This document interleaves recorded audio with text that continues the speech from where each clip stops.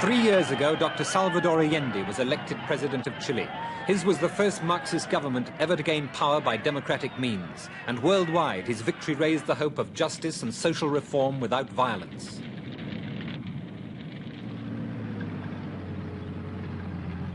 But Allende died in the blazing ruins of the presidential palace. His violent overthrow was seen either as a victory for militarism, imperialism, big business and the CIA, or it was seen as by many Chileans as the inevitable end of an incompetent government that had brought Chile to the edge of bankruptcy and civil war. Either way, Chilean democracy also died.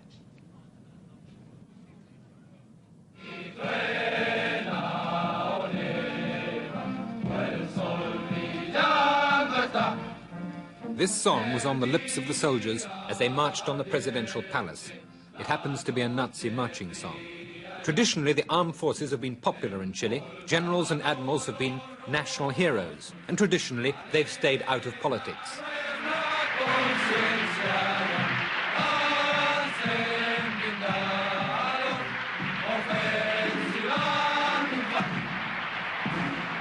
But when General Pinochet led his army against Allende, he believed he acted with the support of the majority of the Chilean people.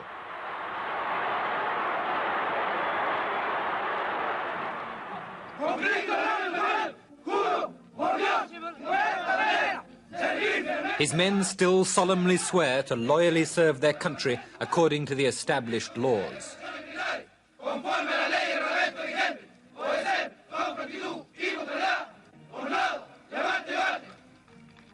General Pinochet, after 3 months in power, can still claim some popular support for the armed forces within Chile. Outside the country, they're unloved, and this they do not understand, any more than they understand the significance for us of Nazi songs and goose-stepping soldiers. The chief of police, plus the 3 service chiefs under the leadership of General Augusto Pinochet, make up Chile's ruling military junta. They meet daily at the top of an armor-clad skyscraper to plan national reconstruction and the total cleansing of the country of Marxism. Admiral Moreno believes the military task will take a year. Though the junta claims to have complete control over the country, there is still a state of siege. The order of the day: find the left-wing extremists believed to be still at large. The whole country is searching. Who is this character here called, who is it, El Mickey? Who is he? He's a FDR. FDR, what's that? Revolutionary Party. Yeah. And what was he doing that makes you want to find him? What were his activities, do you know? Extremism. He was an extremist? Yes. Mm-hmm. Yeah. These are said to be weapons captured from the militant left, but the junta admits that there are still many undiscovered Marxist arms caches throughout the country that must be found. It seems that Chile's security forces are overextended. The call-up of reservists suggests that armed resistance from the left is being taken seriously. So far, there's little sign of it. But the nightly curfew is still in force, and the silence of Santiago is still broken by sporadic shots.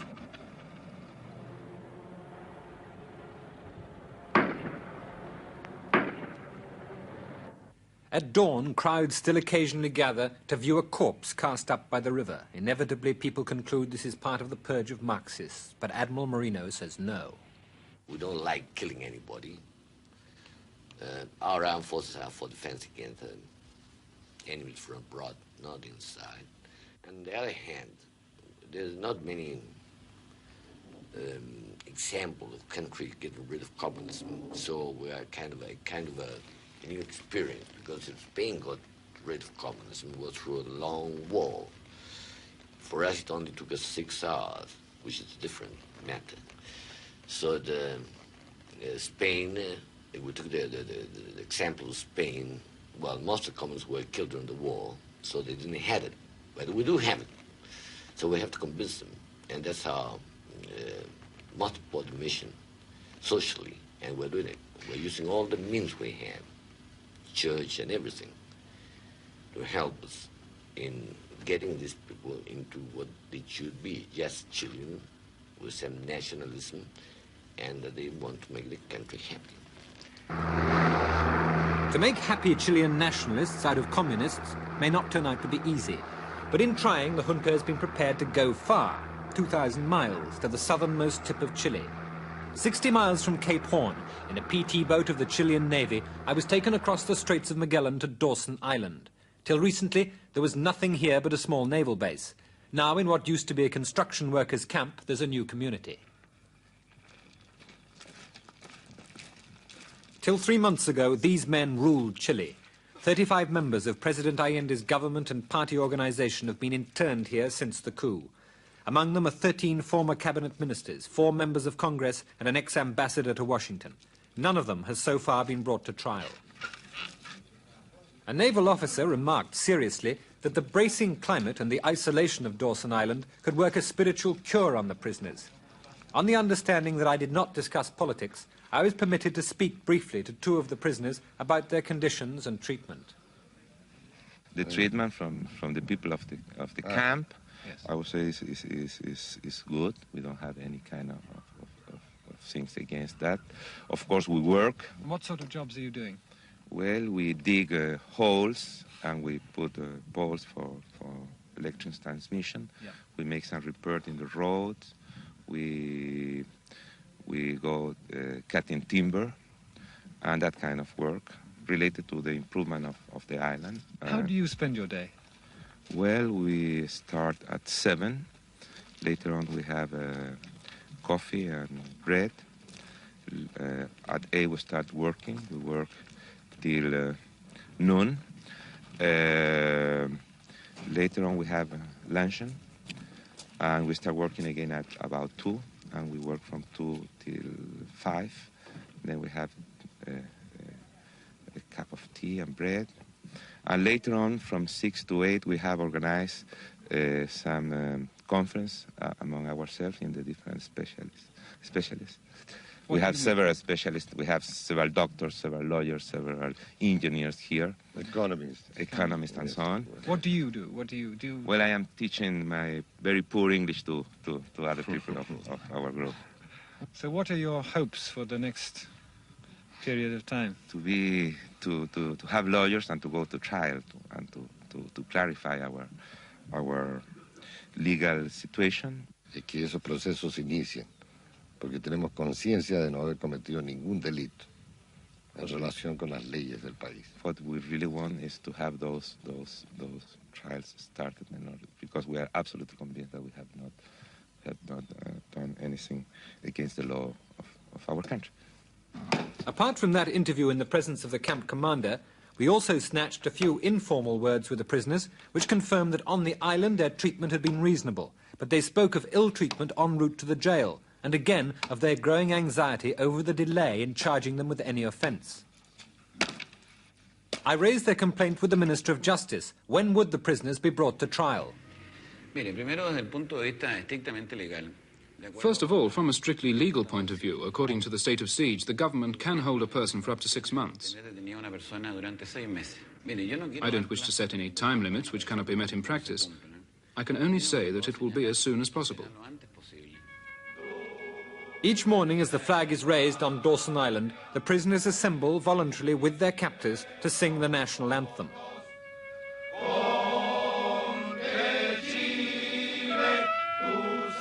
For all of them, but for different reasons, there may be a special significance to the words, "Sweet homeland, either you will be the tomb of the free or the refuge against oppression."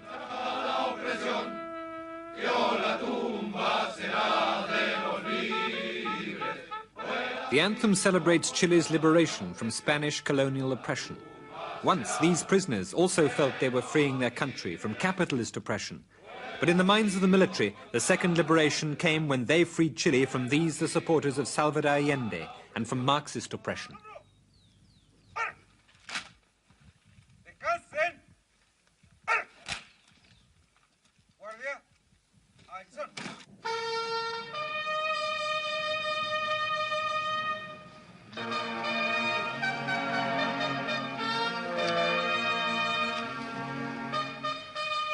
This was the funeral of one of the victims of the right and left-wing political violence that began to emerge during the rule of the UP, the Unidad Popular. A presidential aide was shot, and Allende was there to bury him. In the final months before he was overthrown, Allende's position became hopeless. His UP coalition of 6 parties became increasingly divided. In a desperate effort to retain unity and lend authority to his administration, he brought his friend General Prats into the government for a second time and managed briefly to lure other generals to join him. But by this time, no amount of cabinet reshuffling could save him. The armed forces were already plotting, and Allende's friend Prats was forced to resign. Small wonder that Allende's supporters became disillusioned and discouraged. Some felt he betrayed them by not pursuing the revolution with sufficient vigor. Others that by failing to broaden the base of his government, he'd left them impossibly isolated. Everyone felt that a noble experiment had somehow been sabotaged. Everyone was suffering in the class war that had brought a chronically sick economy to a full stop. Soldiers were already on the streets before the coup, guarding a bankrupt country's dwindling stocks of fuel. Supplies of kerosene for heating and cooking were almost unobtainable, and Chileans learned to wait in line for everything, even for bread, or in this case for toothpaste, usually to be found only on the black market at outrageous prices. But with inflation at an annual 300%, the Chilean escudo was worthless anyway. As workers occupied more and more factories, the possibility of civil war was openly discussed. Leading the opposition to Allende's rule were the bus and truck operators. Many of these are owner-drivers, and like most small businessmen in Chile, they belong to trade organizations or gremios. The members of these gremios, the gremialistas, were convinced that the UP was out to break them by keeping them short of fuel and spares and would then nationalize them. So they went on strike and brought the economy to its knees. Alexandro Smith is a gremialista, a Chilean of British descent who owns 2 buses and a taxi. Though a left-winger, he struck against Allende. Us left people felt more frustrated through the Allende government than those on the right. I was a member of the Radical Party for over 25 years. Do you think that the efforts of the gremialistas could have brought down the Allende government, or do you think that the military takeover was inevitable? Well, in a sense, I don't think we could have brought them down because Allende didn't take any notice of all these strikes, you see. The copper miners were on strike for 80-something days, and they bring in all the dollars to Chile. And the government didn't worry about that. We were on strike for over 40 days, and the people had all kinds of trouble to get to work and things like that, and the government didn't take any notice of it. So as far as striking and things like that would bring down the government, I doubt very much if it would. But of course, that went building up a pressure towards the military to take over. Yeah. And I'm sure that 80 or 85% of the people were very happy that the military at last did take the step to which they were compelled to do by us. This farm is one of several thousand in Chile to be nationalized by Allende. The owner was legally relieved of 3/4 of his land. Others were illegally seized. Private investment in farming ceased and food production slumped. For many farmers, the army seemed their only hope. Yeah, I'd given up hope that there would be any military takeover, actually. It was quite a surprise to me. A very pleasant surprise, I must say, because we'd given up hope of having been left with any of our farm at all. As you say, you were taken over legally, but was there any attempt made in this area to take over farms illegally? Yes, the farm next door to us, they had several times attempted to take them over by force by not allowing the owners out of their house or property. You mean to say they were actually prisoners in their own house? Yes, they were definitely. They were about 3 weeks shut in, that they could not leave their own garden. And although the wife of the owner of the farm was sick, they wouldn't let the ambulance in to take her out either. And the cops or the carabineros here, they tried to persuade the people to sort of let them in and let them out, and there was nothing doing. They just camped out there day and night. In other words, it was just a lock-in. The Supreme Court in Santiago, where judges grew increasingly alarmed as Allende overruled court decisions. The president of the Supreme Court showed me letters he'd sent pointing out to the president that he was not acting constitutionally. Allende, whose program included the abolition of the courts, which he saw as enemies of the working class, wrote back to the judges telling them not to be impertinent. The president was at loggerheads with the whole power structure, except perhaps for the armed services. Allende had counted on the loyalty of the services and had done much to improve their pay and conditions. But within the Navy, the most conservative of the services, there were powerful forces working against him. Apart from an instinctive dislike of his policies, the Navy discovered last summer that left-wing elements had infiltrated their ranks and were attempting subversion among the ratings. At that point, they decided Allende had to go. That was the main factor. That was the main factor. I think that was the, I would say, the initial spark. How serious was that, in fact? Very serious indeed. Very serious indeed. I mean, you really felt that there might have been a mutiny? Yes, we did. We did.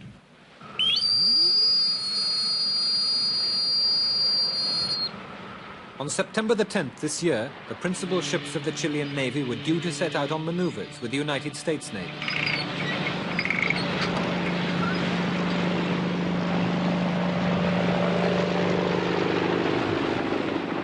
Government circles who were aware of naval disaffection with Allende breathed a sigh of relief at the departure of the fleet.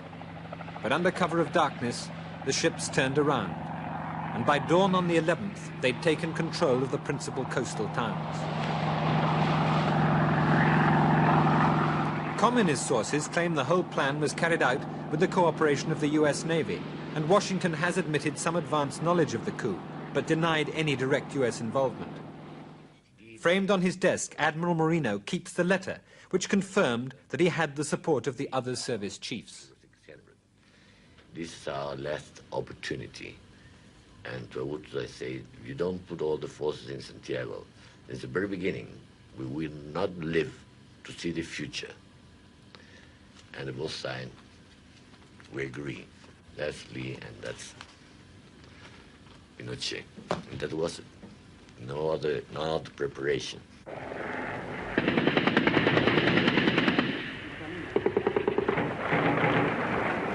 If there really was no other preparation than that, one can only say skeptically that the military operation was carried out with amazing force and efficiency. In the ruins of the Moneda Palace, President Allende died, and his legend was born. According to the junta, his death was suicide, but his widow believes he met his end at the hands of the military. He died fighting. This we have established from the press, detectives and even firemen. A widow is surely entitled to believe what she wishes. But when we visited Dawson Island, we heard a different version of how Allende died. Among the prisoners was Dr. Patricio Gijon, a member of the president's medical team who was in the Moneda when he died and who gave us this account of the last desperate moments. And so the president said to us to surrender because it has no sense to remain there. There was no chance for us. I had a white coat, so the other doctors too, and I took my coat off, and in that moment I left all my gas mask on the ground. And the coat was used to make the white flag to the surrendering, and the group went off with the flag in front. I went with them, but I remember that I have left my gas mask, and I wanted to take it. So I came back, and in the moment I tried to meet the group that was going outside. I came in front of a big hall, and I saw the president sitting in a red sofa, and I think in that moment he shoot himself. Doctor, did you actually see President Allende shoot himself? I was not beside him. I was about the length of the hall, in the other end. Yeah. But I saw him by sitting as his head blow off. I ran to him to see what I could what I could do as a doctor. But as I came beside him, I noticed there was nothing to do because he has literally blown up his head. And he had no pulse, his death was instantaneous.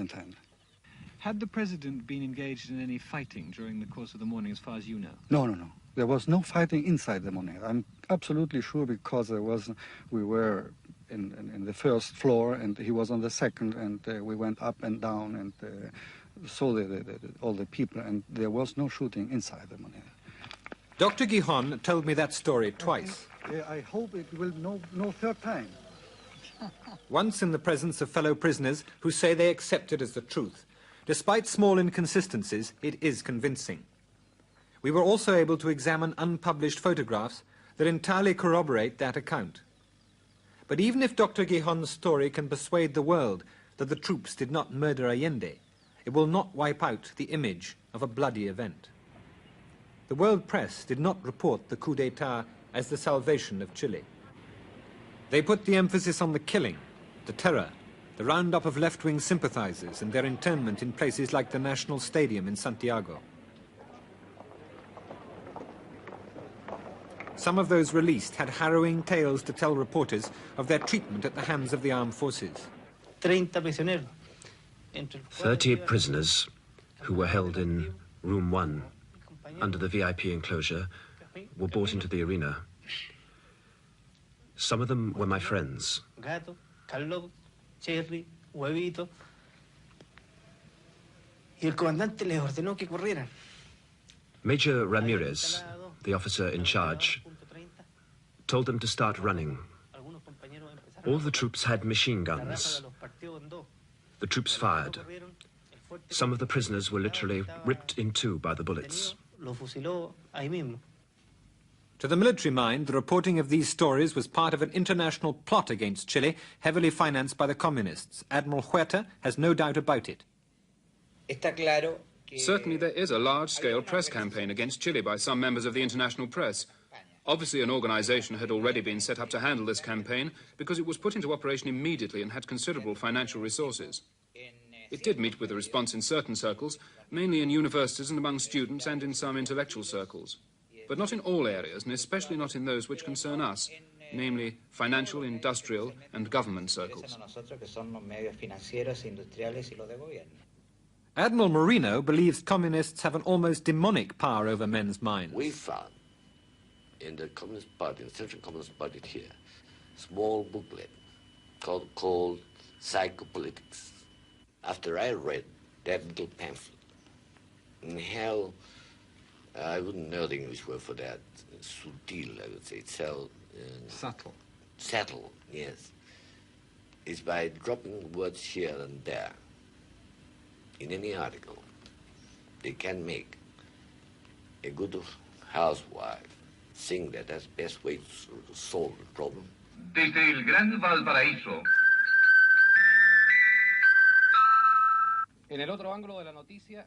The junta has made quite sure that the insidious Marxist message will no longer be heard in Chile. All left-wing radio stations or newspapers have been either closed down or taken over. 400 journalists have lost their jobs and some have been detained. This station, once run by a socialist group, has been taken over by the Gremilistas, and even they must exercise strict self-censorship according to guidelines such as these. Maximum publicity for the proclamations and instructions of the junta. No party political articles of any kind. It is forbidden to disseminate news of a military nature, and so on.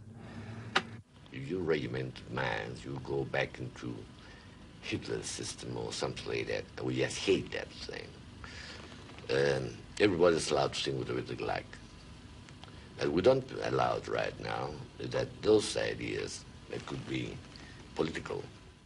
When we took the government, all the schools were running programs and using books which were completely politicized, and they were intended to brainwash, to make a brainwashing in the minds of the students. And all the teachers also were especially devoted to that. They wanted to create a new man.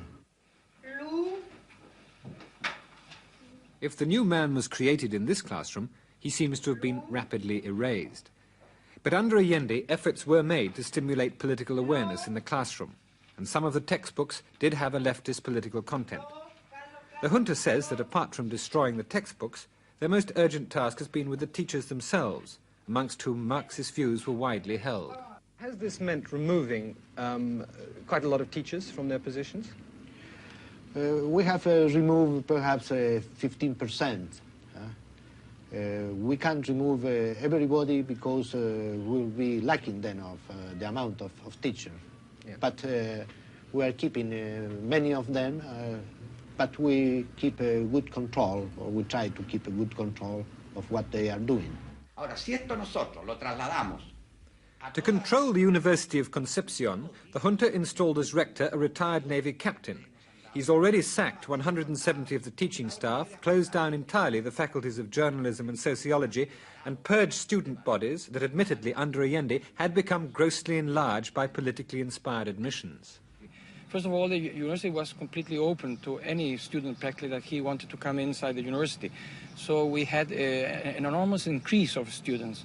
And that was how the university, from approximately 7,000 students in a matter of 3 years, it's increased up to 17,000. So you imagine what that means on academic standards. It was impossible. And the staff was exactly more or less the same. So it was very bad. And on academic standards, it had decreased a great deal, really. Well, now you've lost a lot of students and a lot of the teaching staff as well. Do you feel that this is fair and just? Well, that's very difficult, you know, because on this situation it's very difficult to say what is fair and what is just, you know. Even those who felt that the universities had become dangerously over-politicized are shocked at the number of students expelled in Concepcion. Following the coup, every student was required to re-register and obtain a new identity card. But when the lists were published, only 10,000 out of 16,000 were permitted to re-register. 6,000 have either been dismissed or suspended. Suspensions were largely for academic reasons. Dismissals were handed out on the advice of military intelligence, who questioned 800 students about their political activities. Those suspended may reapply for admission next March, and the rest can enter these written appeals against dismissal. But undoubtedly, a large number will remain out in the cold. What is the future for the very large number of students who have been suspended or dismissed from the universities? The government is looking for them work. We want them to work because it was the old government was using a slogan which says "University for everybody," and that is a thing which is not possible. A view that would find wholehearted support with this audience. Chile's middle-class women were Allende's bitterest enemies and are potentially the junta's best friends. Colonel Pedro Ewing, the junta's chief propagandist, spends much of his time explaining the government's policies. And on the question of prices, he has some fast talking to do, even to this captive audience. He has to convince them that horrendous price rises are the consequence of correcting Allende's economic errors that emptied the shops and shoved all the goods onto the black market. At present, the middle class are prepared to believe in the junta. Well, they haven't been in power very long, of course, but I think they've done an extremely good job in a short time. I mean, I think the country's got back to running normally again from absolute chaos that it had been in. It's incredible. I never expected that you could get things running so quickly again. What do you mean economically you're talking about now? Economically and, I mean, working. I mean, the trains are running on time, the planes are running on time, everything's cleaner, the streets and been completely painted over, cleaned up.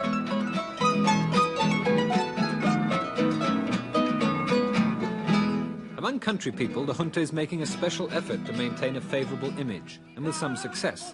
This rodeo on the outskirts of Santiago is giving all its profits to the National Reconstruction Fund, set up to encourage self-sacrifice at a time of crisis. The junta has also promised that there'll be no going back on the land reform program.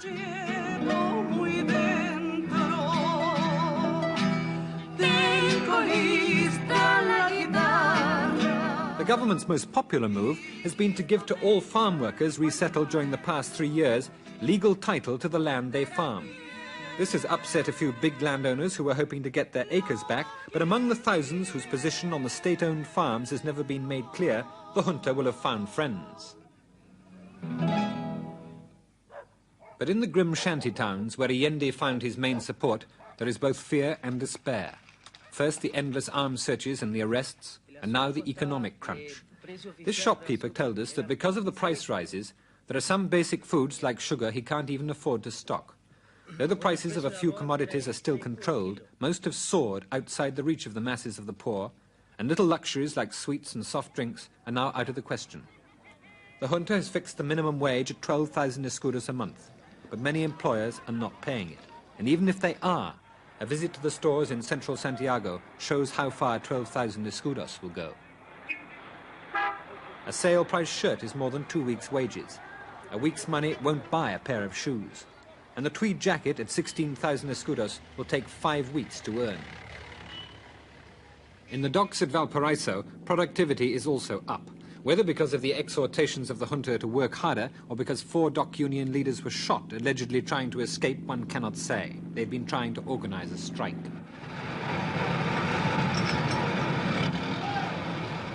British dockers were shocked when they heard of the death of their Chilean brothers and began to black Chilean ships. But the union leaders here, who have to live with the junta, say that though they're grateful to the British workers for their solidarity, the blacking of cargoes will hurt them the most. And they're sending a delegation to Britain to explain why they're working with the junta. The reason is that up till now, and I repeat, up till now, they are respecting our agreements and our social achievements, but most of all, they are maintaining the union structure, which is the most important thing for us. Though the junta has outlawed all Marxist unions, they're still dealing with these former Christian Democrat organizations. With a farm workers' union official, we visited a vineyard where 5 men had been fired for their rebellious and insubordinate attitudes. After a heated exchange with the vineyard owner, we left and were promptly arrested by the army. The union official was warned not to visit his members without military permission. The local shop steward was far from happy. The junta, with its decrees restricting trade unions' freedom, puts pressures on the unions and leaves the bosses a free hand. They should place fewer restrictions on the unions, and many of the slogans issued by the junta should be put into practice, because they claim that no one here is persecuted for political reasons. But in practice, we can see that people are clearly being persecuted for their political opinions. The junta should practice what its decrees and its representatives preach. They should practice what they preach.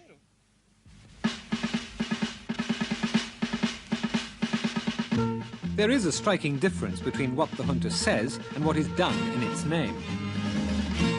Local commanders like General Manuel Torres de la Cruz, 2,000 miles from Santiago in Punta Arenas, very much runs his own show. Each morning he makes on-the-spot inspections of state enterprises around the town. Accompanied by his own publicity machine, he swoops at random to find out if everyone is getting to work on time.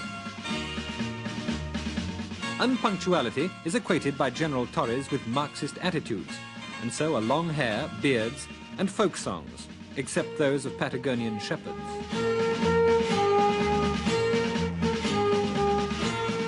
A surprise visit to a local dairy revealed that every worker had turned up 20 minutes early. They have good reason to stand in awe of General Torres. Under Allende, extra workers were taken on to help control unemployment. Under Torres, they've all been fired.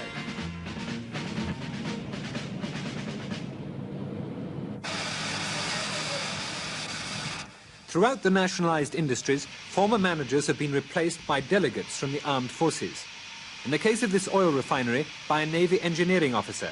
His first task has been to purge the workforce. Out of 1,200 employees here, 200 were dismissed. How were they selected? Well, I had an interview with all the chiefs of departments that they told me about the antecedents of everybody. And also we found a lot of lists of the Marxist parties. What precisely was on these lists? Well, it was the names of the people and the parts of, for example, in the Communist Party, the parts where cells where they were distributed in the refinery.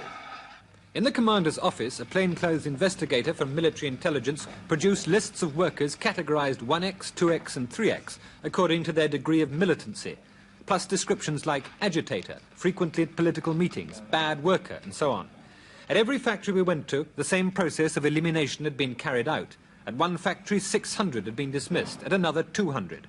The total nationwide has been estimated at 15% of the workforce now unemployed. What has happened to the 200 men that you dismissed? Unfortunately, I don't know. I suppose they are without work at the moment. But I hope that the government can find something for them to do. Those sacked by the military can only turn to the church for help.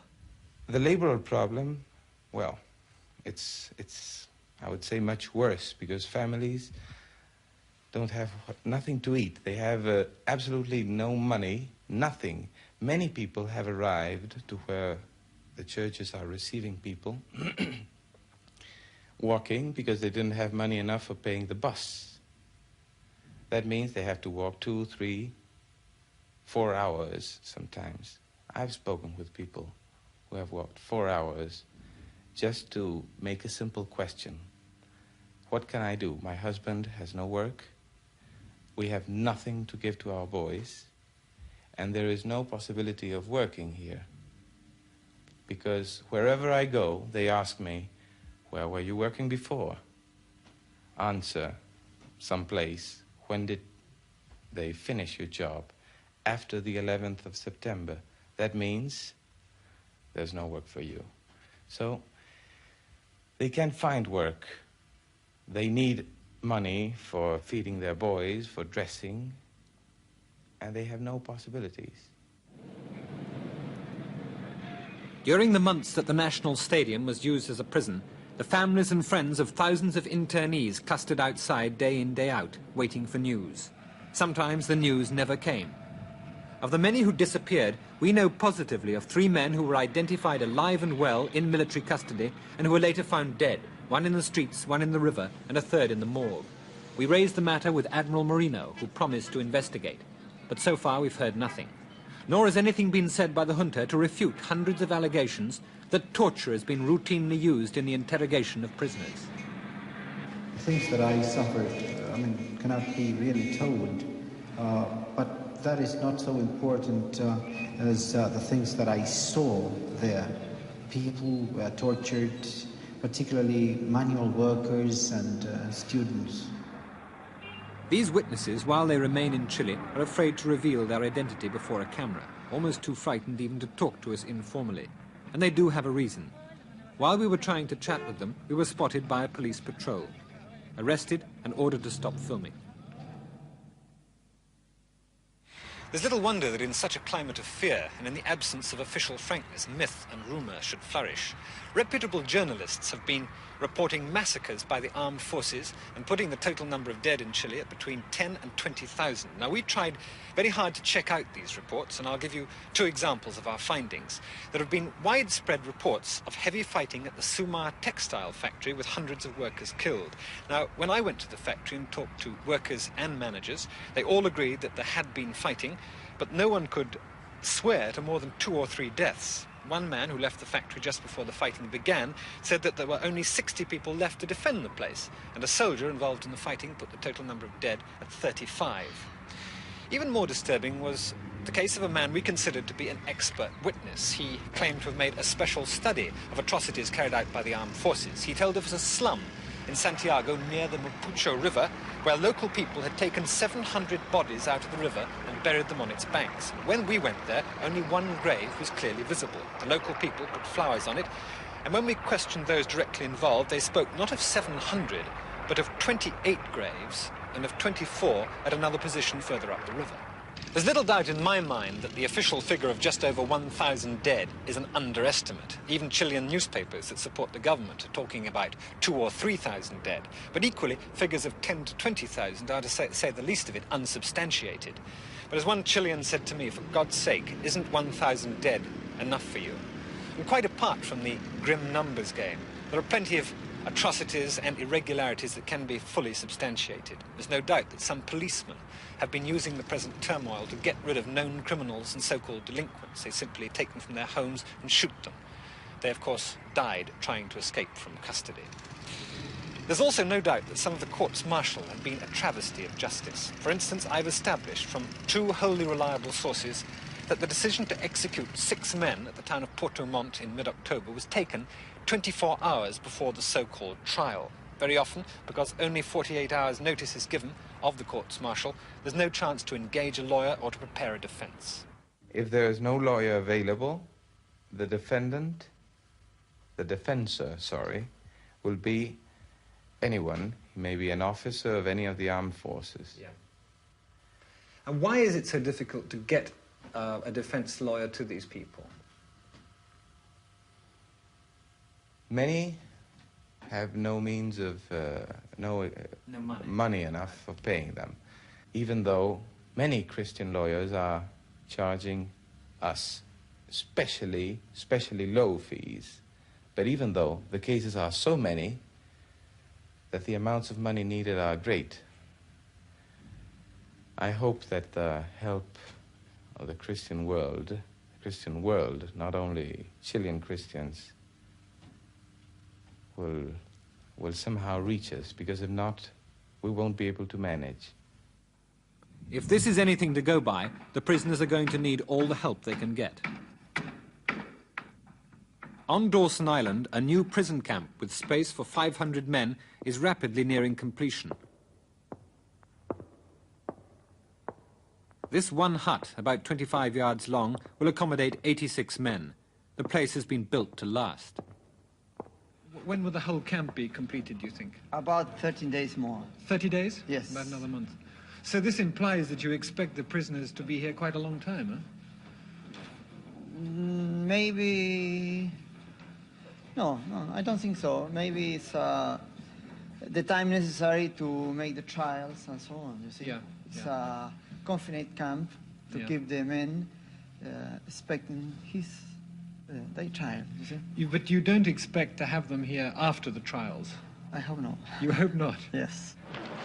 For these at least, the shades of the prison house are receding. They're some of the 10,000 Chileans and foreigners who were given refuge by the UN and by a number of embassies and have since been permitted to leave the country. A Chilean explained to me why he was leaving. When you are scared, when you cannot sleep, when you know of casualties among friends of yours, when every night and every day is a piece of news that frightens you, that creates an atmosphere of terror within your own family, then you've got to leave. Faced with this wretched story, one should remember that many Chileans who stayed do not blame the military for all the violence, nor were they surprised by it. I think that we expected a lot more violence, and I'm sure if the UP had taken over as they were trying to do, well, the dead would have littered the streets practically. By the way, the country was so divided that you had to expect some kind of violence. It showed itself at homes, when you visited friends. You couldn't start a conversation without it turning into politics, and then you would go like a cat and dog, one against the other, if your ideas were different. And what is it, for example, these summary executions, how is that regarded by the ordinary Chilean, by you? Well, I think that, personally, that there shouldn't be any more executions now, because we've no revolution going on. There's no danger of counter-revolution at all. I don't see the reason that they should carry on, if they are, I don't know, carry on shooting people.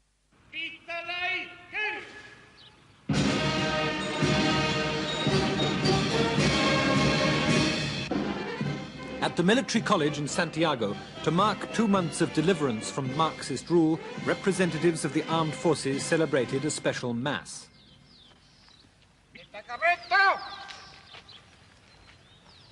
Buenos días.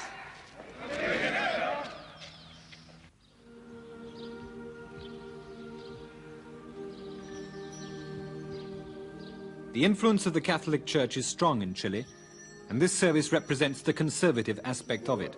But there is another and more liberal Catholic Church that is potentially a strong political force.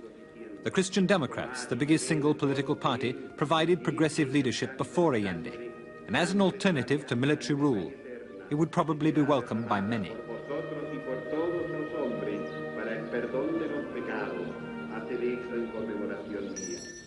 At present, the Christian Democrats are waiting in the wings, waiting to be consulted by the military. Do you take advice from the politicians? Oh, yes, undoubtedly. Of course. It's normal. Because my job is to run navies, not run countries. So I don't know how politicians do things. So we ask them how it should be done. And they're fair enough to say things the right way. Admiral, what is the future for the non-Marxist parties in Chile? What part are they going to play? At this very moment, they are not active parties, because we don't have political parties. And we don't belong to any political party. And had no political colors neither. We're sailors or army. The junta claims to have acted on the 11th of September on behalf of all the Chilean people. But since I've been here, I've had the impression that the middle class here feel it was their victory. Now, how are you going to convince them that it was not? On the contrary, I'm convinced it was their victory, that we were acting according to the Constitution in defense of that people.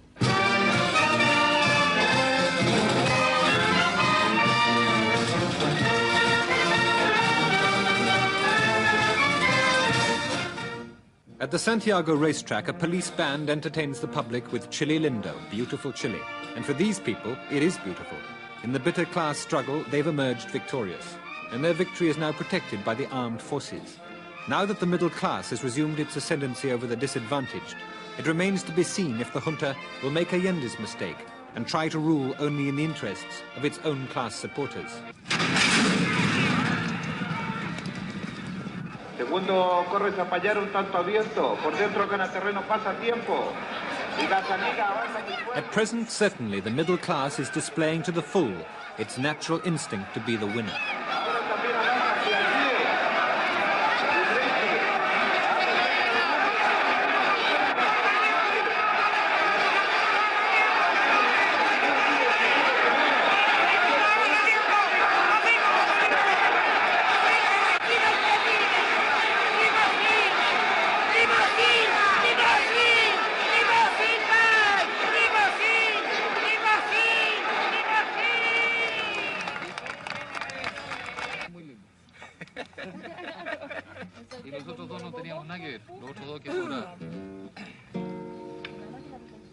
This party in the suburbs of Santiago was given by the family of an engineer who lost his job under Allende when the factory he worked in was nationalized. He could see no future in Chile, and at the time of the coup he was preparing to leave the country. Among people like this, and there are many of them, expressions of support for the junta are even set to music. The song is called My General. Es Chile quien lo ha llamado mi general. Es Chile quien lo ha llamado. It is Chile who has called upon you, my general. The flag is flying, my general, from north to south, calling us to work, my general. The Andes are standing, my general. Into the furrow goes the seed, my general. The hands of the Chileans are ready to work, my general.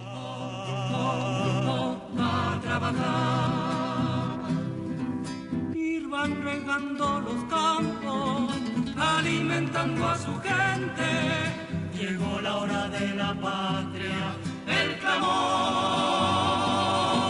ya se siente. Es Chile quien lo haya